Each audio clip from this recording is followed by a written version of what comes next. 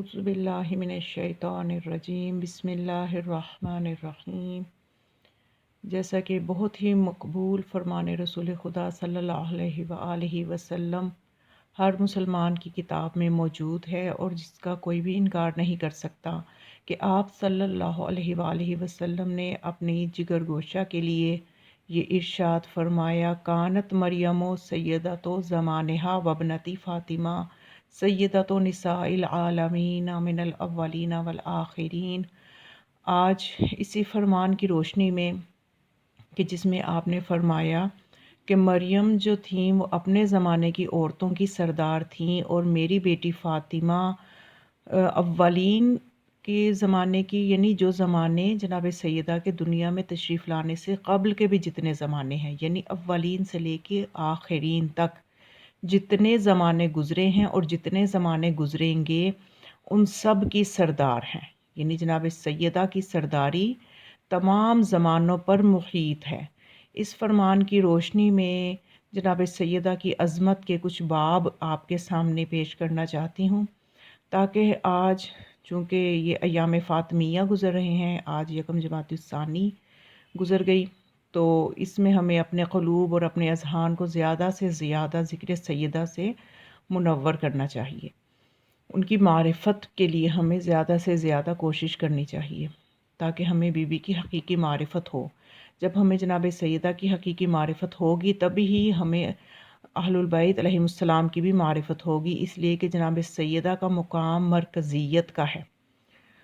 تو اب دیکھنا یہ ہے کہ اس فرمان کی روشنی میں بی بی کس طرح سے گزرے ہوئے کہ جو زمانے بی بی کے دنیا میں تشریف لانے سے پہلے گزر چکے ہیں ان کی کس طرح سے سردار ہیں، ان کی سرداری کس طرح سے بی بی نے کی۔ اور اس میں ہم نے یہ دیکھنا ہے کہ سب سے پہلے یہ چیز میں آپ کو بتا دوں کہ جیسا کہ حدیث سے مبارکہ میں ہمیں ملتا ہے کہ اگر علی نہ ہوتے تو فاطمہ کا کوئی کف نہیں تھا، یعنی اس کا مطلب یہ کہ مولا کائنات ہی شریک حیات بن سکتے تھے اور جناب سیدہ ہی شریک حیات ہو سکتی تھی، مولا کائنات ہی کی شریک حیات ہو سکتی تھی۔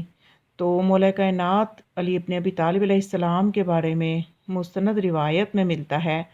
کہ حدیث قدسی میں خدا فرماتا ہے، یا احمد ارسلت علی مع کل نبی سرا ومع کا سرا و علانیہ، کہ اے رسول، اے احمد، اے میرے نبی، میں نے علی کو ہر نبی کی مدد کے لیے چھپ کر بھیجا اور تمہارے ساتھ علی کو چھپ کر بھی اور اعلانیہ بھی مدد کے لیے بھیجا۔ تو اس طرح سے جب علی علیہ السلام اپنے دنیا میں آنے سے پہلے انبیاء کی چھپ کر مدد کر سکتے ہیں تو یقیناً جناب سیدہ جو شریک حیات مولا کائنات ہیں وہ بھی خدا کی طرف سے ایسے تصرفات رکھتی ہیں، ان کے نور کی ایسی صلاحیت ہے کہ وہ چاہے ابھی دنیا میں تشریف نہ لائی ہوں لیکن وہ مدد کرتی ہیں، انہوں نے سرداری کی ہے اپنے سے پہلے زمانوں کی بھی،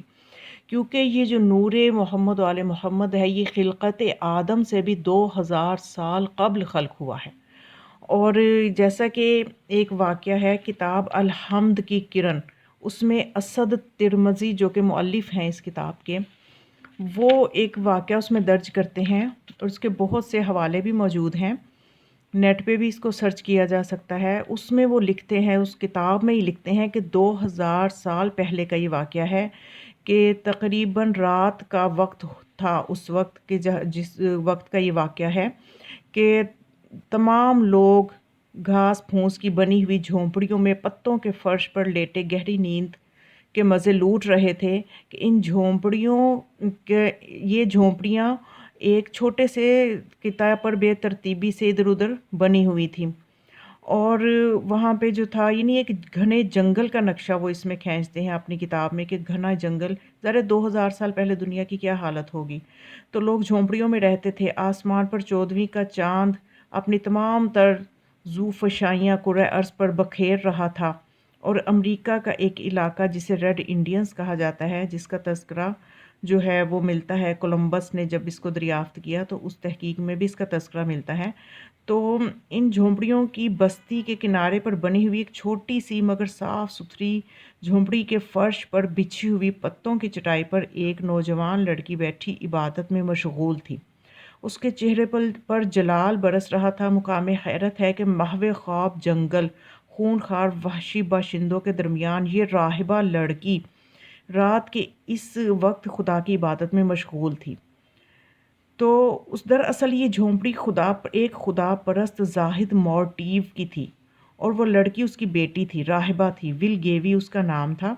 اور یہ دونوں باپ بیٹی خدا پرست تھے، اور ان کو اکثر غیبی اشارے ہوا کرتے تھے۔ اور یہ جو راہبہ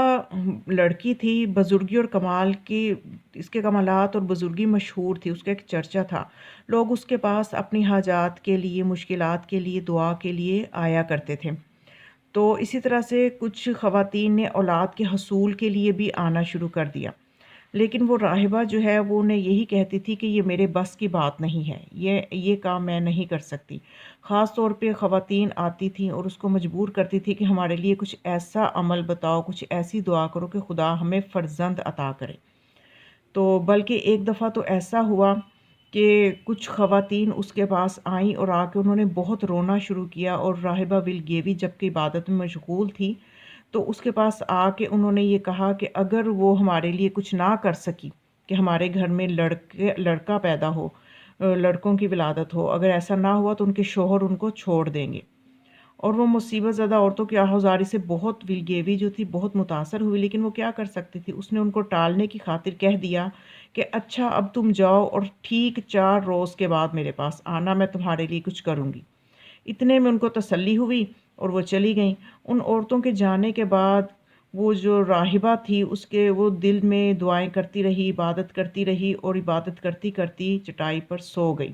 جب 2 تہائی رات گزر چکی تھی کہ اس نے عجیب و غریب ایمان افروز خواب دیکھا۔ اس نے دیکھا کہ ایک نور ظاہر ہوا جس کی روشنی سے آفتاب و ماہتاب کی روشنی ماند پڑ رہی ہے، اور جس میں عطر اور پاکیزہ لباس سے جنت کے پھولوں کی خوشبو آ رہی ہے، اور اس کے ہاتھ میں ایک خوبصورت سی کتاب ہے جس کی عبارت سونے کے حروف سے لکھی ہوئی تھی، اور اس کی چمک آفتاب و ماہتاب کو شرما رہی تھی۔ خاتون نے راہبہ سے فرمایا، اے راہبہ، تو ان جنگلی اور وحشی باشندوں کے درمیان رہ کر ان کی خدمت، اور خدائے واحد میں رہ کر تو جو ہے غریبوں کی خدمت بھی کرتی ہے اور خدائے واحد کی عبادت کرتی ہے، اور ہمارے ذکر میں مصروف رہتی ہے۔ ان وجوہات کی بنا پر میں تم سے خوش ہوں۔ سنو، میرا نام فاطمہ بطول ہے، میں اپنے مقدس باپ کے حکم سے تمہیں یہ خوشخبری سنانے آئی ہوں کہ اس جنگل میں گل طاہرہ نامی ایک بوٹی ہے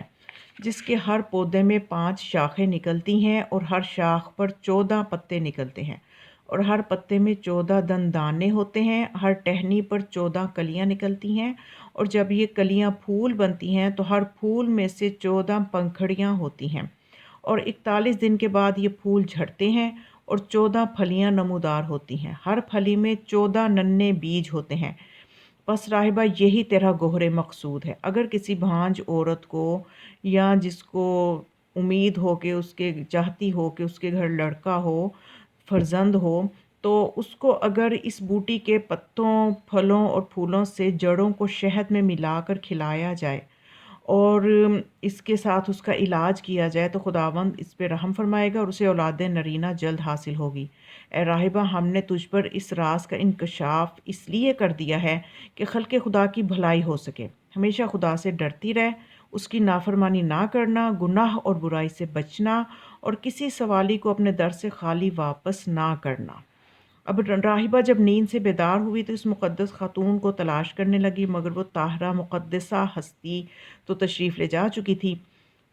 لیکن پھر وہ جو راہبہ تھی، صبح جا کر اس نے گل طاہرہ نامی بوٹی تلاش کی، اور اس کی حیرت کی انتہا نہ رہی کہ جب اس نے اس پودے کو خواب کی نشانیوں کے عین مطابق پایا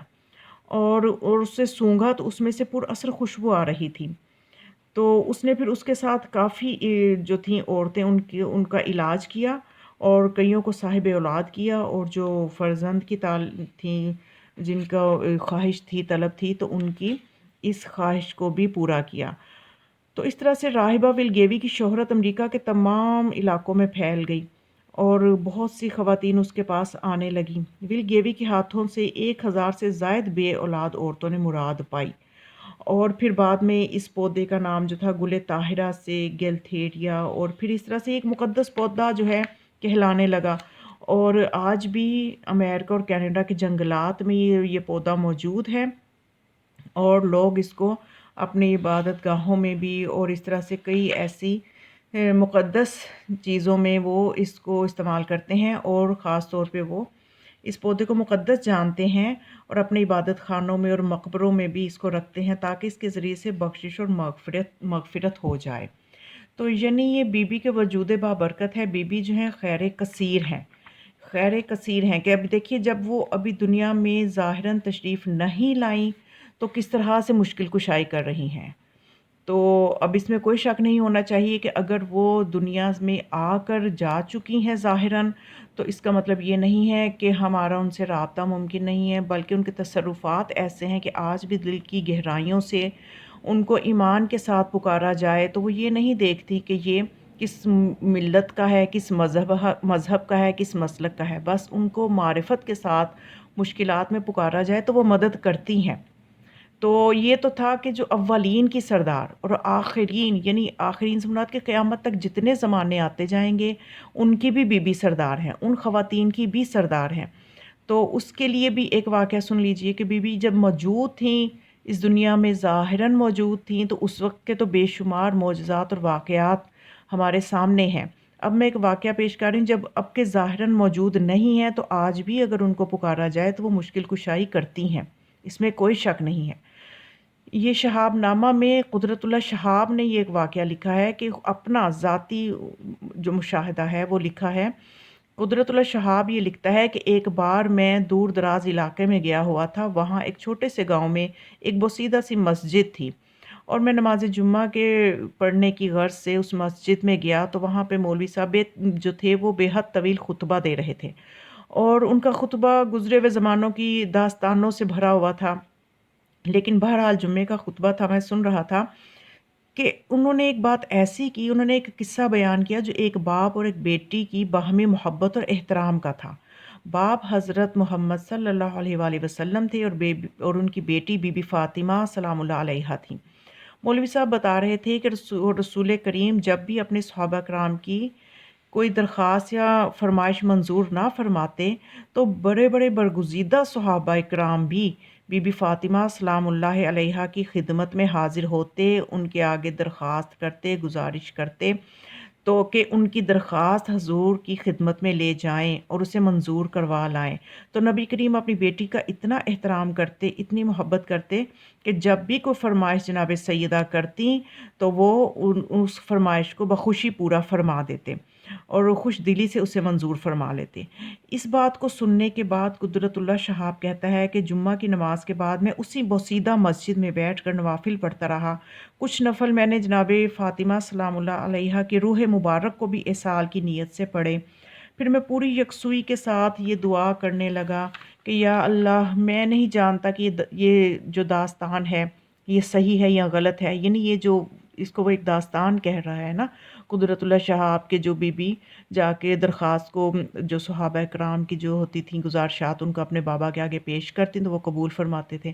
تو وہ قدرت اللہ شہاب کہتے ہیں کہ مجھے نہیں پتہ یہ بات کس حد تک صحیح ہے، لیکن میرا دل گواہی دیتا ہے کہ تیرے آخری رسول صلی اللہ علیہ وآلہ وسلم کے دل میں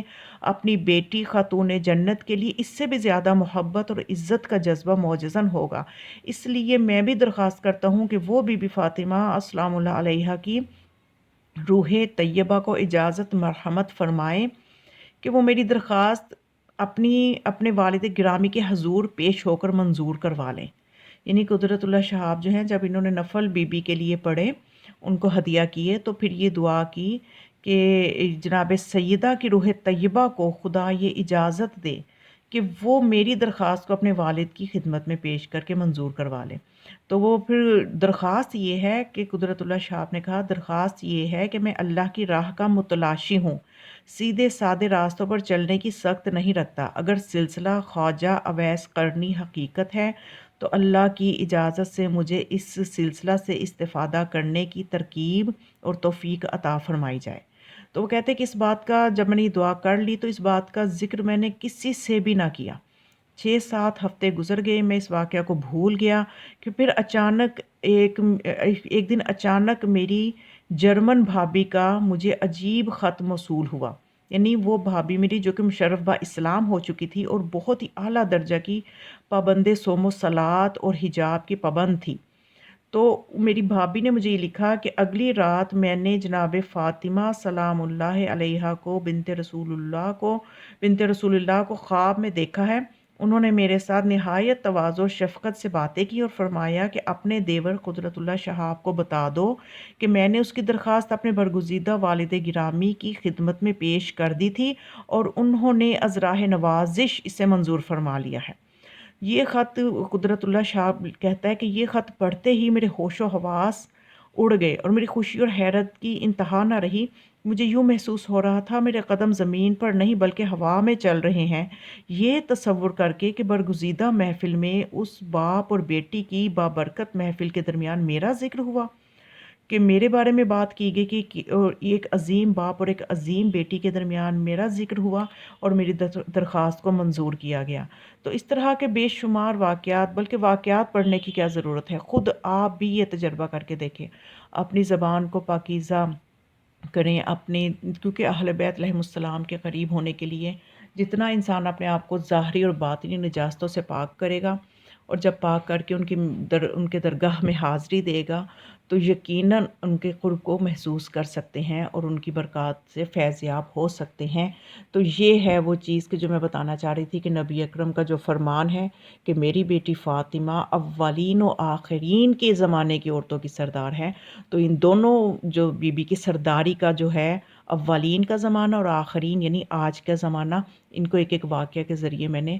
کوشش کی کہ بی بی کے ایک عظمت کا اور باب آپ کے سامنے کھول سکوں تاکہ ہم اپنے قلوب و اذہان کو بی بی کے ذکر سے منور کر سکیں۔ خدا ہمیں حقیقی معرفت جناب سیدہ عطا فرمائے۔ وما علیہ الا البلاغ، والسلام علیکم ورحمۃ اللہ وبرکاتہ۔